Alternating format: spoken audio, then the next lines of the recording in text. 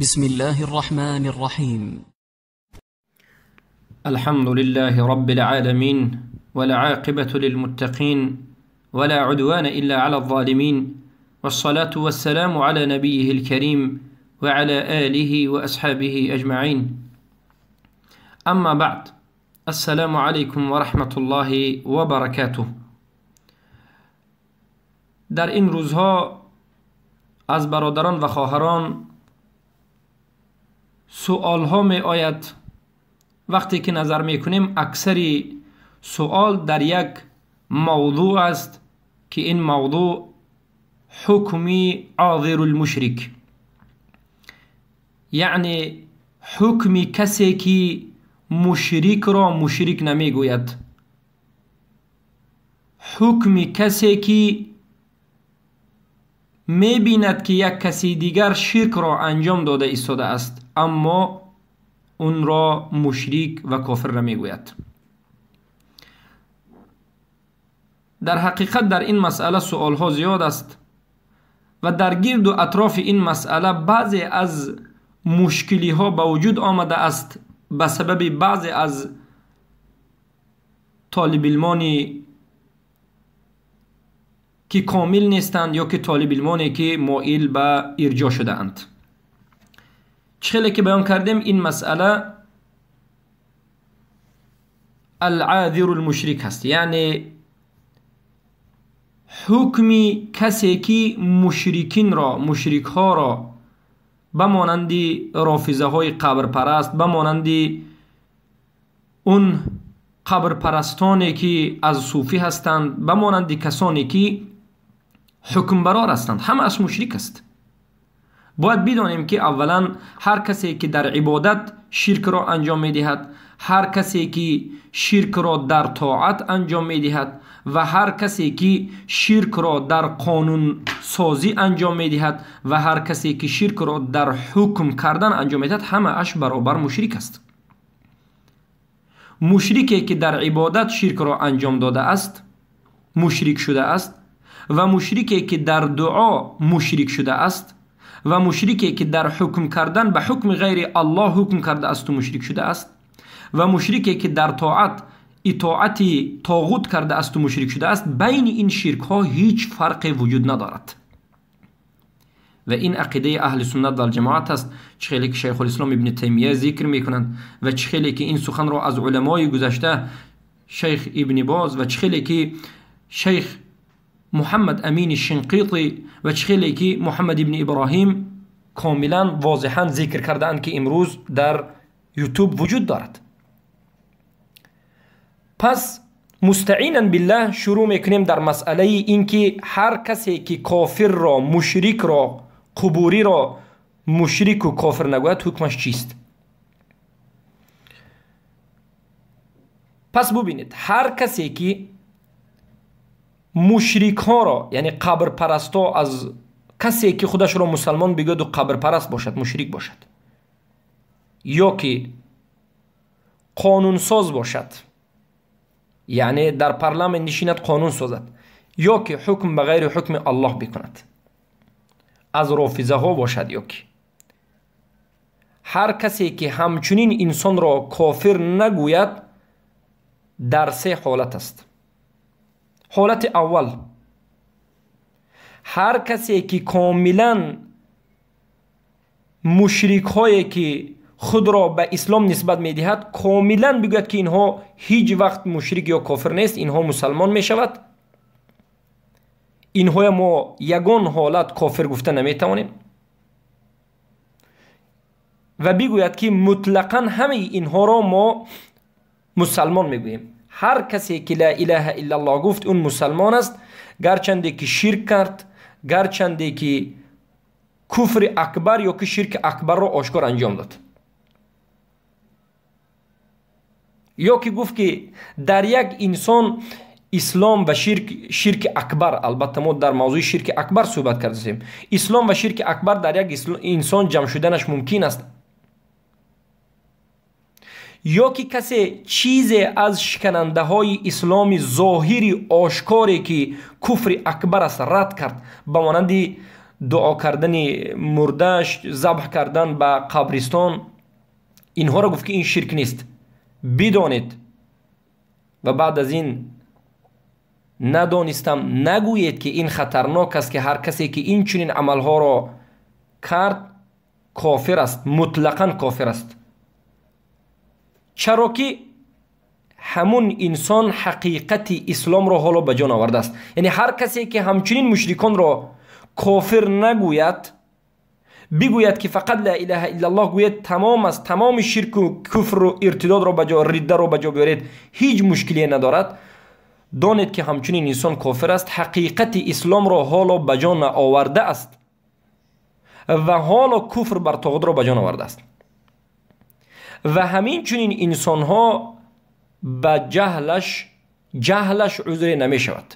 همچنین انسان ها که ما ذکر کردیم جهلش عذر نمی شود. به مانند کسی که مثال بیاریم، اگر به مانند کسی که یک نفر از کافر مسلمان شود، یک کافر مسلمان می شود، اما به شرط این که مثلا قوم خودش کافرها را تکفیر نمی کند.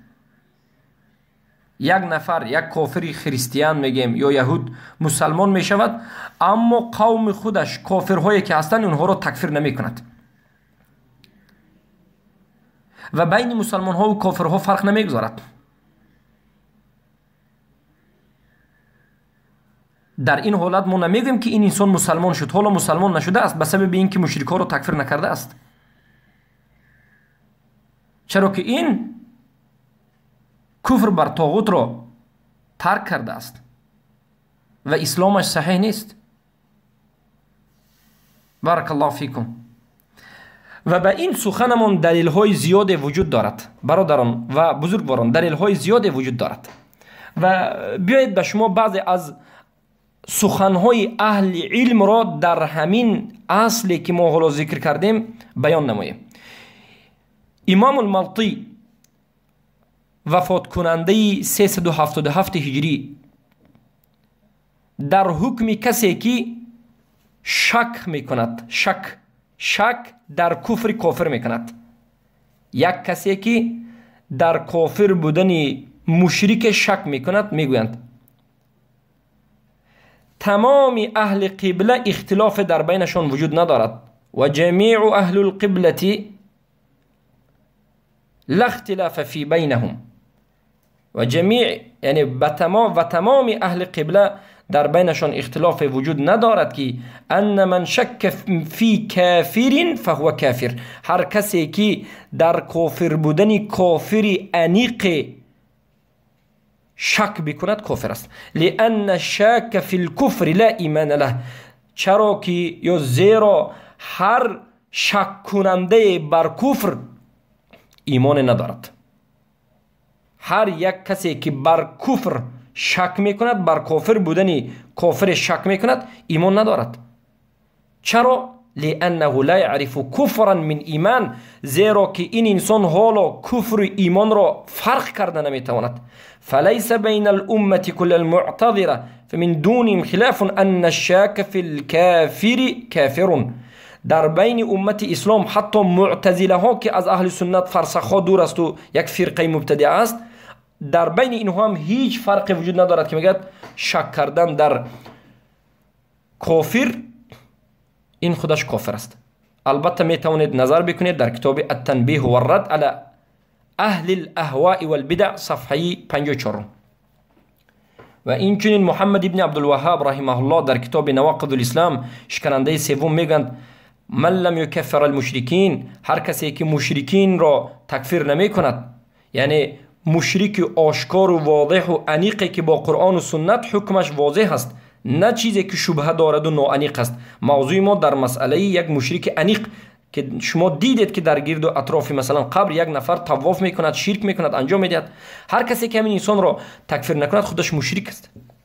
من لم یکفر المشرکین، هر کسی که همین چنین مشرک را تکفیر نکند، او شک فی کفرهم، یا که شک در کافر بودن این چنین کافرها بکند، یا که او صحح مذهبهم، یا مذهب همچنین مشرک ها را صحیح داند، کفر اجماعا، به اجماع علما کافر می شود.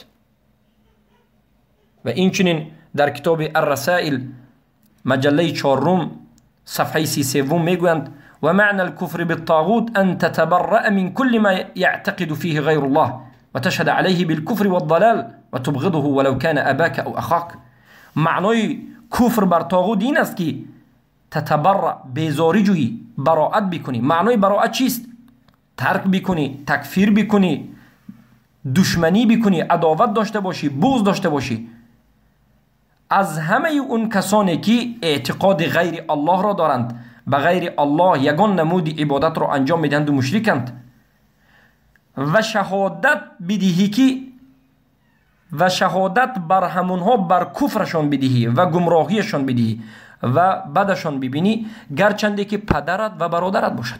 چخیلی که این چیز از صحابگان رسول اکرم صلی الله علیه و سلم ثابت شد.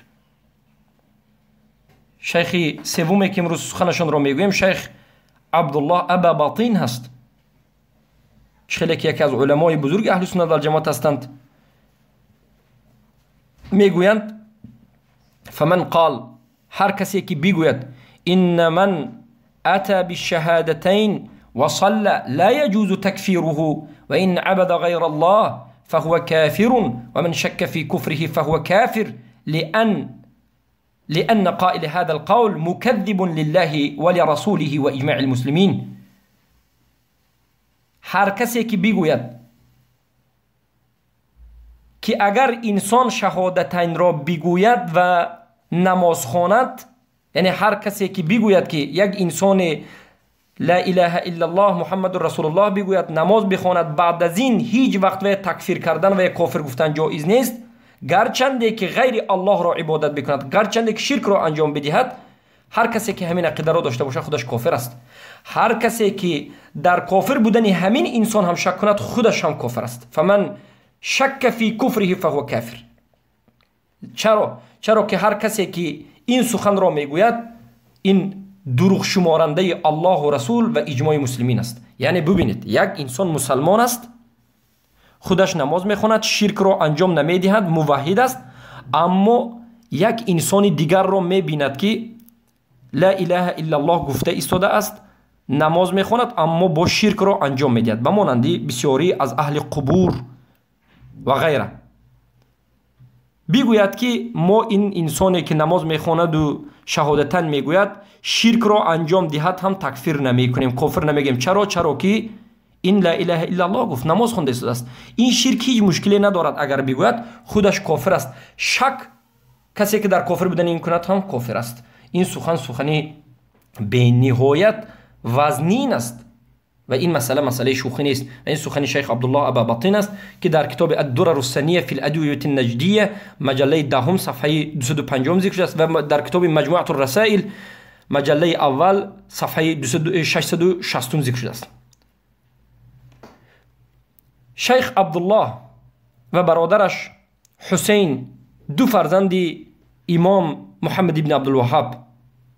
محمد ابن عبدالوهاب 4 فرزند داشتند، یکیشون علی، حسن، حسین، عبدالله.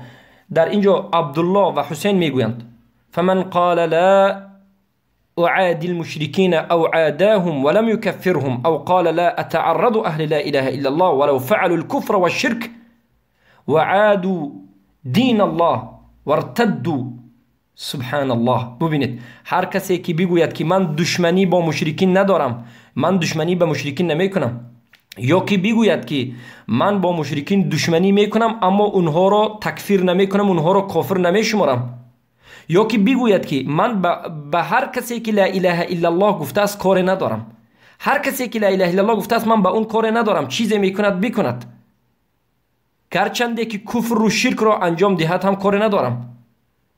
بدون گرچنده که لا اله الا الله بگوید و با دین دشمنی بکند یا که مرتد شود هم کار ندارم، یا که بگوید که لا اتعرض للقباب، یعنی من به این شرک خانه ها، جاهایی که قبه ها میگذارند و جاهای شرک خانه هست و مکان شرک است، به اینها هم کار ندارم. اگر همچنین انسان این سخن ها را بگوید لا یکون مسلما، این انسان مسلمان نمی شود، این مسلمان نیست. چرا که الله سبحانه و تعالی واجب کرده است دشمنی مشرکین را و تکفیر کردن اونها را. چه خیلی که ببینید میگه والله سبحانه و تعالی اوجب معادات المشرکین و منابذتهم و تکفیرهم.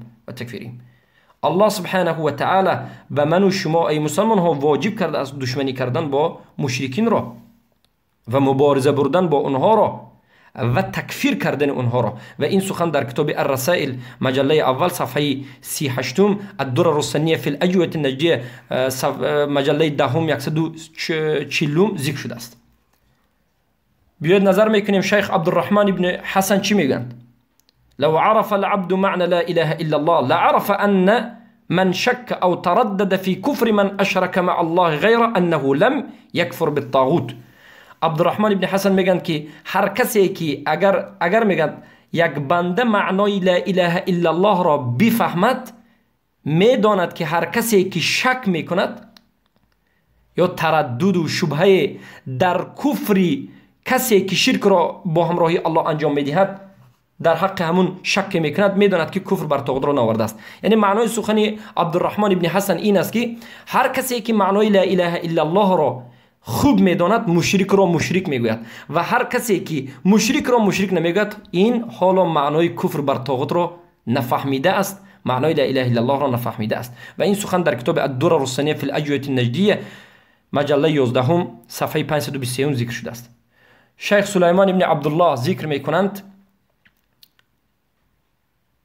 و این کان يقول اقول غيرهم كفار ولا اقول هم كفار فهذا حكم منه بإسلامهم إذ لا واسطة بين الكفر والإسلام فإن لم يكونوا كفارا فهم مسلمون وحينئذ يسمى الكفر إسلاما ويسمى الكفار مسلمين فهو كافر. سبحان الله. اگر یک کسی بگوید که یعنی غیری همین مشرکین را کافر بگوید و مشرکین را کافر نگوید، در این حالت این انسان مشرک ها را مسلمان و غیر مشرک ها یعنی مسلمان های حقیقی را کافر گفته است و به همین سبب کافر شده است.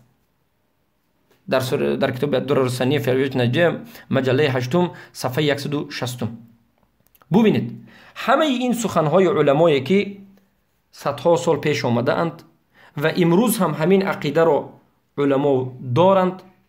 شما می توانید این عقیده را در کتاب های شیخ محمد امین الشنقیطی، شیخ محمد ابن ابراهیم و شیخ ابن تیمیه رحمه الله، ابن القیم الجوزی و این عقیده اهل سنت در جماعت است. و در کتاب اللالکایی شرح اعتقاد اصول اهل سنت و الجماعه دریافت بکنید و این اولین کس بود. بارک الله فیکم. ما گفتیم هر کسی که یعنی در این مسئله گفتیم سه تا حالت وجود دارد. یعنی هر کسی که مشرک ها را تکفیر نکند، قبر پرست ها را تکفیر نکند، قانون پرست ها را، دستور برارها را، رافضه ها را، قبر پرست ها را، مشرکین را تکفیر نکند، سه حالت است. حالت اول را بیان کردیم که این کافر است. یعنی مطلقاً کسی که مشرک را مشرک نمیگوید گفتیم کافر است. حالت دوم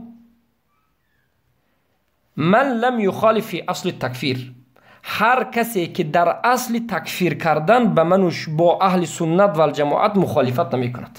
یعنی هر کسی که میگوید که مشرکان را باید تکفیر کرده شود، چه خیلی که اهل سنت و الجماعت میگن، اما این چنین میگیم عملی کفری را عملی کفری میگن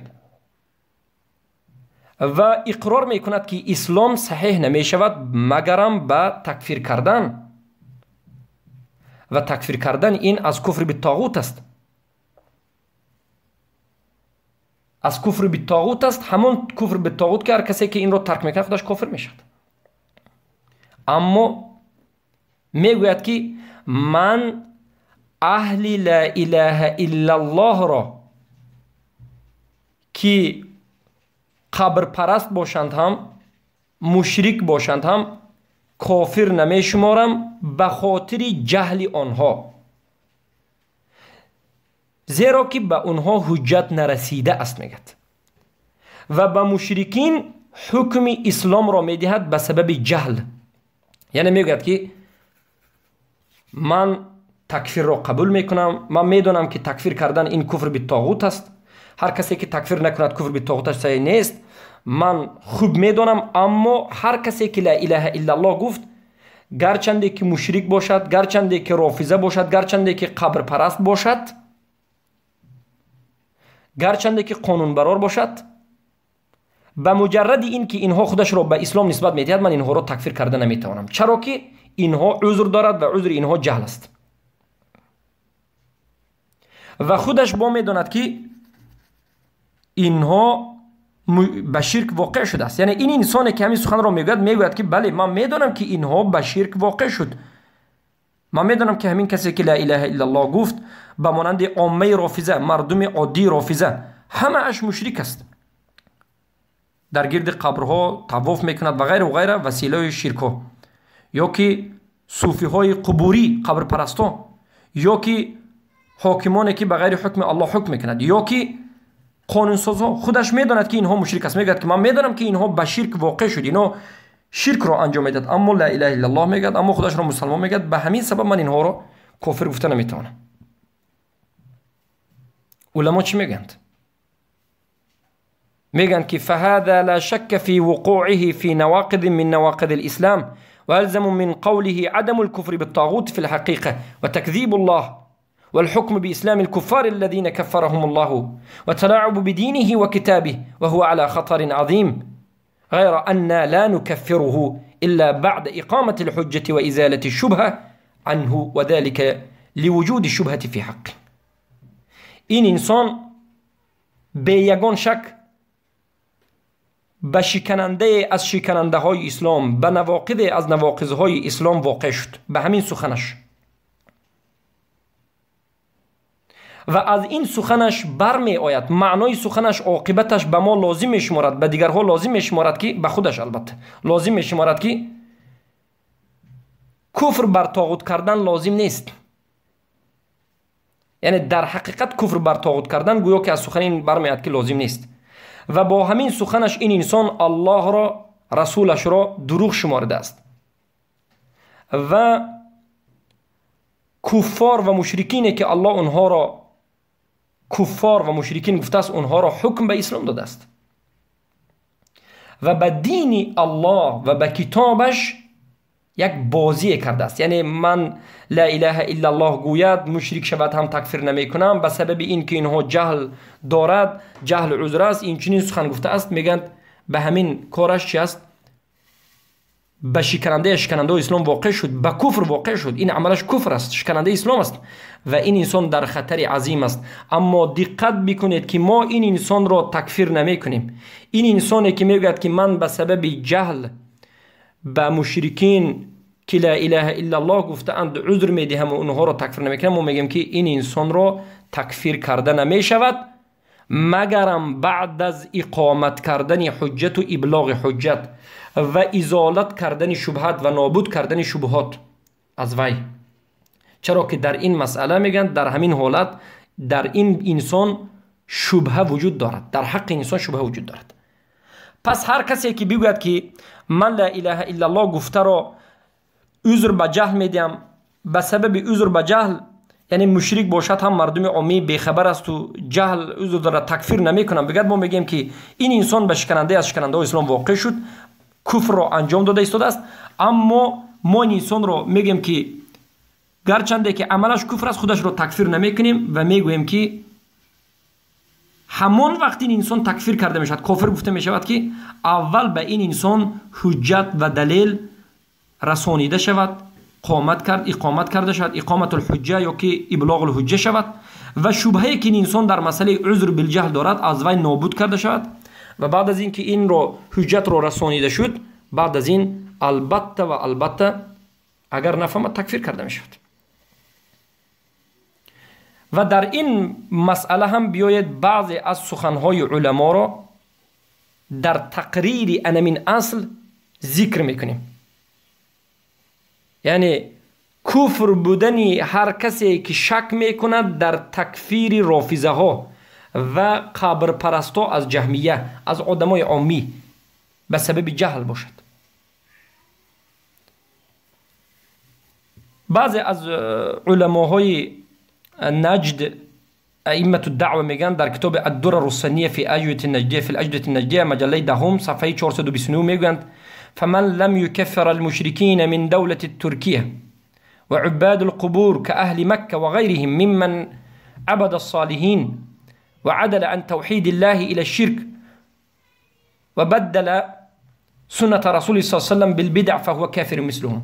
هر کسی که مشرک هایی که از دولت ترکیه هست و قبر پرست هایی که به مانند اهل مکه است و غیر اینها، هر کسی که قبر پرست و قبر اولیاء و صالحین پرست است و از توحید الله به شرک تبدیل یافته است و سنت رسول الله صلی الله علیه و آله را به بدعت تغییر داده است، هر کسی که همونها را کافر نگوید خودش مثل همونها کافر است.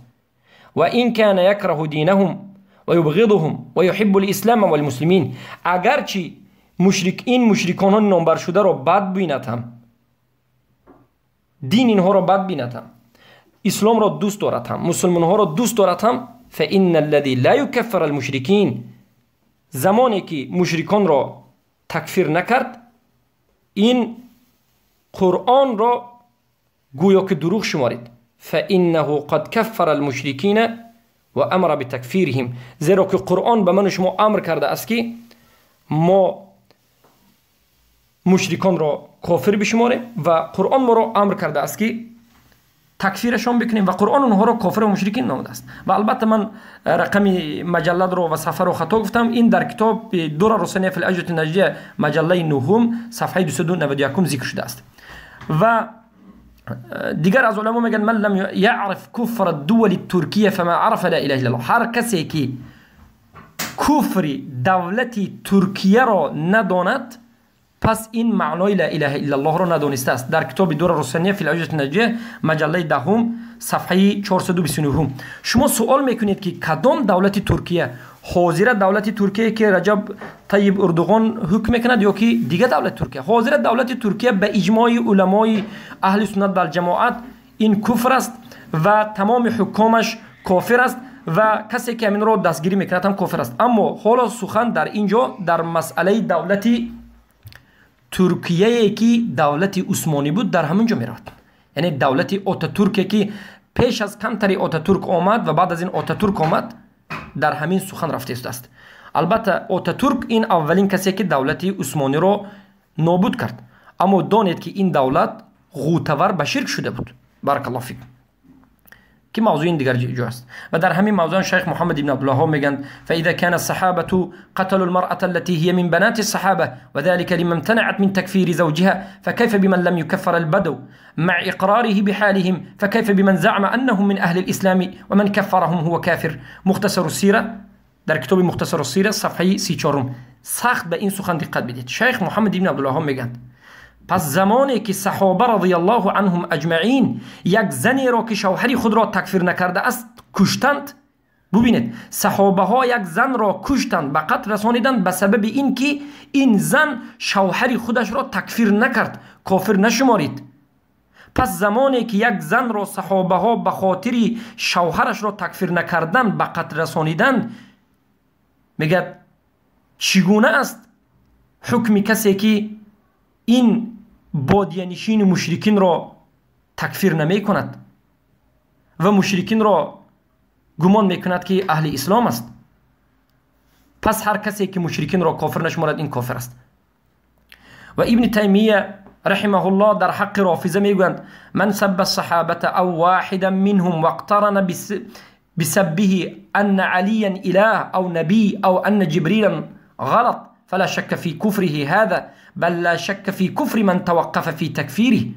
در کتاب الصارم المسلول في حكم شتم الرسول مجله سوم صفحه 1108 شیخ ابن تیمیه رحمه الله میگویند هر یک رافضه یا هر یک کسی که صحابه ها را دشنام میدهد یا که یک نفر از اونها را دشنام میدهد و به همین دشنامی کرده اش باز همراه میکند چرا؟ میگوید که علی اله است، یا که میگوید که جبرائیل خطا کرد، یا که یگان چیزی دیگر به مانند مادرمون عایشه رضی الله عنها رو تهمت میکنند، میگن که هیچ شک نیست در کفر این انسان، بل هیچ شک نیست در کافر بودن کسی که همین انسان رو کافر نگوید. یعنی این چنین رافضه رو هیچ شک نیست که باید کافر گفته شود و هر کسی که همچنین رافضه رو کافر نگوید هیچ شک نیست که خودش کافر شده است. سبحان الله، تکفیر نکرد، کافر شد. و این چنین شیخ الاسلام ابن تیمیه میگویند كفر هؤلاء الدروز والنصيرية لا يختلف فيه المسلمون بل من شك في كفرهم فهو كافر مثلهم.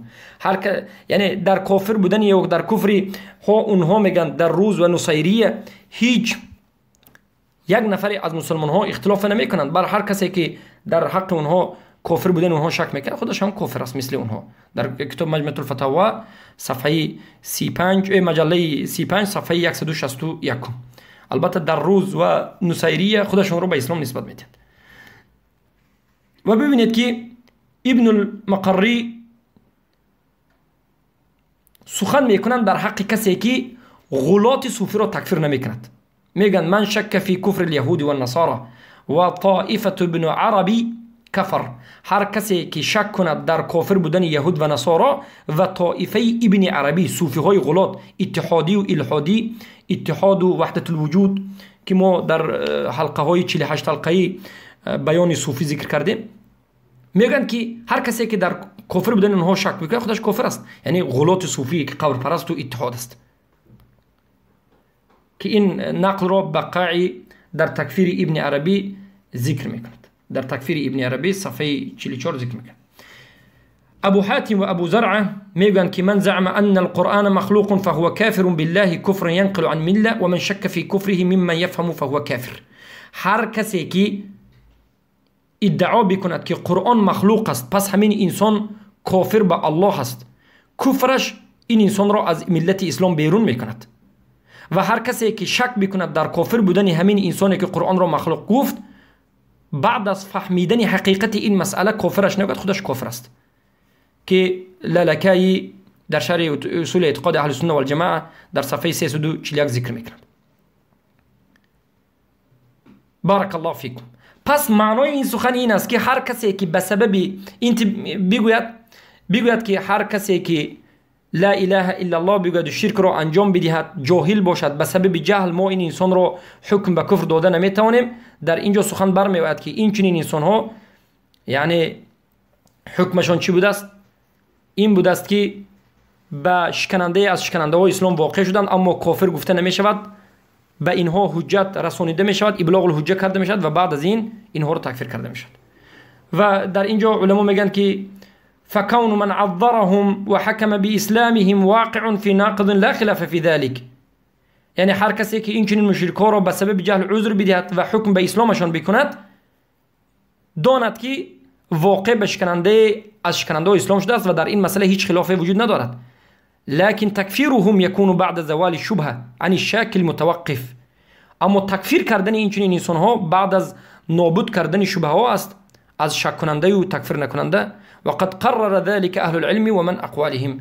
و این سخن را اهل علم گذاشتند و این سخنی اهل علم است که حالا به شما ذکر می‌کنیم. شیخ محمد ابن عبدالوهاب رحمه الله که ما به شما گفتیم فهؤلاء الطواغیت الذين يعتقد الناس فيهم من اهل الخرج وغيرهم كلهم كفار مرتدين عن الاسلام ومن جادل عنهم او انكر على من كفرهم او زعم ان فعلهم هذا لو كان باطلا فلا يخرجهم من الاسلام فاقل احوال انه فاسق لا يصلي خلفه بل لا يصح دين الاسلام الا بالبراءة من هؤلاء وتكفيرهم. یعنی که هر کسی که یعنی اونها میگن طاغوت ها، آنانی که مردم در حق اونها چی میکنند؟ اعتقاد میکنند که اونها از اهل خرج هستند یا که این طاغوت ها عموما میگن همشون کفار هستند، مرتد هستند، از اسلام بیرون هستند. و اما هر کسی که از نام اونها بیاید مجادله کند یا که این کافر بودن اونها را انکار بکند به سبب جهل،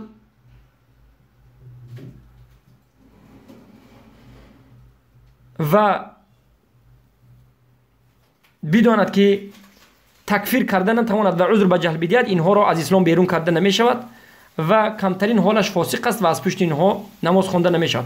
یعنی معناش این که هر کسی که مشرک را دیده و دانسته مشرک نگوید، به سبب شبهه، به سبب جهل بگوید که ما اونها را جاهل نمیگوییم، ما اونها را جاهل میگوییم، به سبب جهل اونها را تکفیر نمیکنیم بگوید، پس این به شکننده از شکننده اسلام واقع شده است، حجت رسانیده می شود و بعد از حجت تکفیر کرده می شود اگر قبول نکند.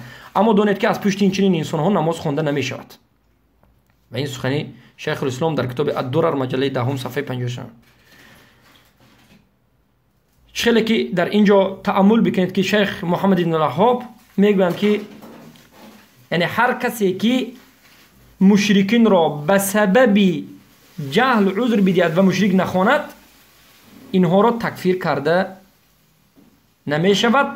اما این چنین انسان ها به شرک و به کفر واقع شده است. اما به این چنین انسان ها حقیقت اسلام نآوردند. خیلی که فالشيخ لم يجزم بكفر من عذر المشركين مع تقريره للاصل وهو ان من لم يكفر فهو لم يمت بعقيدة الاسلام. شیخ در اصل میگن که هر کسی که مشرکین را تکفیر نکند، شک در تکفیرش بکند، اسلامش حقیقی نیست، حالا حقیقت اسلام را نآورده است. اما اگر به سبب این که شبهه داشته باشد بگوید که به سبب جهل من را تکفیر نمیکنم، به شکننده از شکننده اسلام واقع شده است، اما اول حجت رسانده و بعد از این تکفیر کرده میشد. بارک الله فیکم. و در این مسئله شیخ سلیمان بن عبدالله، یکی از علمای کبار اهل سنت و الجماعت، و شیخ حمد بن عتیق و شیخ محمد بن عبداللطیف و شیخ ابن السحمان سلیمان بن السحمان و دیگر از مشایخ زیاد صحبت کرده اند که هر کسی که به سبب جهل، یعنی جهل را به مشرکین عذر بدهد و اونها را تکفیر نکند، به شکننده اسلام واقع شده است. ما به اون حجت میرسانیم، ابلاغ الحجه میکنیم و بعد از این اگر قبول کند الحمدلله، قبول نکند تکفیر میکنیم. اما از پشت این چنین انسان ها نماز خوانده نمیشه. این حال دوم بود. حال سوم، من توقف فی تکفیر بعض اعیان المشرکین لوجود الشبهه فی حق و تحقق جهله التأویل وعدم تفریطه فتوقع عن تكفير لذلك وليس هربا من التوحيد وإقرار من الكفر بالطاغوت وتفريطا وتلاعب بالدين، كان توقف في تكفير من أجاز التصويت على الدستور لمجرد المصلحة مع كفره به. فهذا المتوقف إذا كانت هذه الحال فإنه ولا يكفر، يخطأ ولا يكفر. ببینید حال سوم، ما حال یکم گفتیم که هر کسی که مطلقاً کافر و مشرک ها رو نگوید این 100% کافر است. هر کسی که به سبب جهل رو عذر بگوید که کافر و مشرک من تکفیر کردن اصلا قبول میکنم، اما این آدم های عادی که شرک رو انجام میدن به سبب جهل اینها مشرک نیستند، کافر نیستند، بگید ما میگیم که این خودش خطا کرد. این عقیده مرجئه هست، این عقیده اهل جهم و تجهم است، این عقیده مدخلی ها است. اما این انسان خودش به شکننده واقع شده است، اما انسان تکفیر کرده نمیشد. به سبب این سخنش میگیم که حجت میرسونیم و بعد از حجت باید توبه کند. اگر قبول نکند حجت، بعد از رسیدن قبول نکند، بعد از ابلاغ حجت، بعد از این انسان هم تکفیر میشد. حالت سوم چی است؟ حالت سوم هر کسی که توقف بکند از تکفیر کردن بعضی از شخص معین، بعضی از نفرهای معین، چکند از تکفیر کردن بعضی از نفرهای معین مشرک به سبب شبهه بودن چکند توقف بکند، یا به سبب جهلش، یا به سبب تعویلش، یا که به سبب نفهمیدن همین آدم، نشناختن همین آدمش، نه به خاطر اینکه از توحید بگیرد، نه به خاطر رد تکفیر، نه به خاطر رد کفر به طاغوت، این انسان کفر به طاغوت، تکفیر همش را قبول بکند. در این حالت ما چی میگیم؟ این انسان البته یا که فتوا بدهد به سبب مصلحه، به خاطر اینکه بگوید دستور، یعنی به پارلمان داخل شدن با که ندارد، به سبب شبهه، به سبب جهل، به سبب تعویل، یا به سبب مصلحه و غیر ذلک، به سبب شبهه، در این حالت ما این انسان را تکفیر نمی کنیم، بلکه میگیم که این انسان خطا کرده است، باید توبه بکند و در خطر عظیم است، اما تکفیر کرده نمی شود. چرا؟ لوجود الكفر بالطاغوت عند هذا المتوقف العاذر. چرا که این انسان کفر بالطاغوت را دارد، اصلش را دارد، اما در یک مسئله کمتر شده است، کمی خطا کرده است. حتی گفته نمی شود که این انسان به شکننده اسلام واقع شده است، الله و رسولش را دروغ شمرده است، کفر بر طاغوت را به جا نآورده است، یا که این انسان را مرجعه هم گفته نمیشود. این حالت سوم است. اما در حالت دوم گفته میشد که شکننده به شکننده اسلام واقع شد، الله و رسولش را دروغ شمارید، کفر بر طاغوت را به جا نآورد، اسلامش حقیقی نیست. در حالت یکم و دوم گفته میشد. اما در حالت سوم به سبب مصلحه، به سبب یگان تعویل یا شبهه در یک انسان، فقط در حکم یک انسان اگر کفر را انجام ندهد، یعنی تکفیر نکند، ما انسان را چی؟ اعوذ بالله من ذلك تکفیر کردن، یا که این انسان را مکذب لله و رسوله، یا که کفر بر طاغوت را انجام نداده است گفته نمیتوانیم. و این سخن علما است. و هر کسی که بگوید که انمین انسان، یعنی همین انسانی که یک انسان را فقط نگفت به سبب شبهه، به سبب تعویل، این مرجع است، بگفت یا کفر بر طاغوت را انجام نداد یا خودش کافر شد، گفت داند که خطا کرده است و در حق این انسان ظلم کرده است. چخیلی که سلیمان بن سحمان در کتاب کشف الاحام میگن ثم لو قدر ان احدا من العلماء توقف عن القول بكفر واحد من هؤلاء الجهال المقلدين لعباد القبور امكن ان نعتذر عنه لانه مخطئا معذور، واما تكفيره عن المخطئ الغالط فهو من الكذب والالزام الباطل، فانه لم يكفر احدا من العلماء احد اذا توقف في كفر احد بسبب من الاسباب التي يعذر بها العالم اذا اخطا. سبحان الله. ببینید شیخ سلیمان بن سحمان یکی از علمای بزرگ اهل سنت و جماعت در کتاب کشف الاحمام میگن، مثلا میگن اگر تصور بکنیم که یکی از علما، یک نفر از این جاهل ها و مقلد ها و قبر پرست ها را تکفیر نکرد، مثلا فرض نماییم که این یکی از علما، پس این عالم را ما حکم به کفر نمیدهیم. یعنی شیخ سلیمان سحمان میخوان بگن که اگر یک عالم، فرض کنیم که یکی از مشرکین را، یکی از مقلدین مشرکین و عباد القبور را به سبب شبهه یا از حالت این انسان بیخبر شده تکفیر نکرده باشد، ما در این حالت این عالم را حکم به تکفیر یا که این عالم را یگان سخنی بدی دیگر نمیگیم، بلکه به این عالم عذر میدهیم، چرا که این عالم خطا کرد و معذور است. اما تکفیر کردن این عالم، یعنی این عالمی که خطا کرده است و غلط کرده است، این دروغ است و الزام باطل است و خطای بزرگی هست و غلو کردن است. یگان نفر از علمای دیگری را تکفیر نکردند، اگر علمای اهل سنت و الجماعت باشند در همین مسئله. پس معنای سخن شیخ همین است که اگر یگان نفر از علما، یگان نفر از مشرکین معین را به ناگاه تکفیر نکنند، ما این علما را اعوذ بالله سخنی بد در حقشون نمیزنیم، تکفیر نمیکنیم، بلکه میگیم که این عالم خطا کردند. اما خطاگی را باید بگوییم که عالم خطا کردند. الله حفظشون بکند. بارک الله فیکم.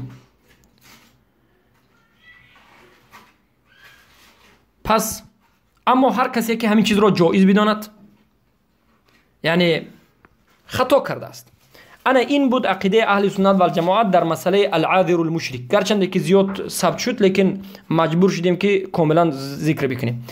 اما هر کسی که از این قاعده ذکر شده اهل سنت و الجماعت تجاوز کرد، حد را گذشت، قول را به تکفیر تسلسل بود، زنجیربند تکفیر کردن، زنجیر به زنجیر، زنجیر به زنجیر تکفیر کرد. هر کسی که گفت که هر کسی که عاذر المشرک را تکفیر نکند کافر است، این را تکفیر نکرده با کافر است، وای را تکفیر نکند با کافر است، سلسله و تسلسل به وجود آمد. پس دانید که این تکفیر جاهلانه و این از مذهب غلات خوارج است. چخیلی که شیخ الملطی از مذهب معتزله و خوارج میگند زاد المعتزله بغداد على معتزله البصره ان الشك في الشك والشك في الشك الى الابد الى ما لا نهایه كلهم كفار. یعنی شک کننده بر شک کننده، شک کننده بر شک کننده، شک کننده بر شک کننده تا ابد که این آخر ندارد، همه اش کفار است. و سبیل همه این شک کننده ها اول حکمش کفر است که البته عقیده خوارج است. بارک الله فیکم.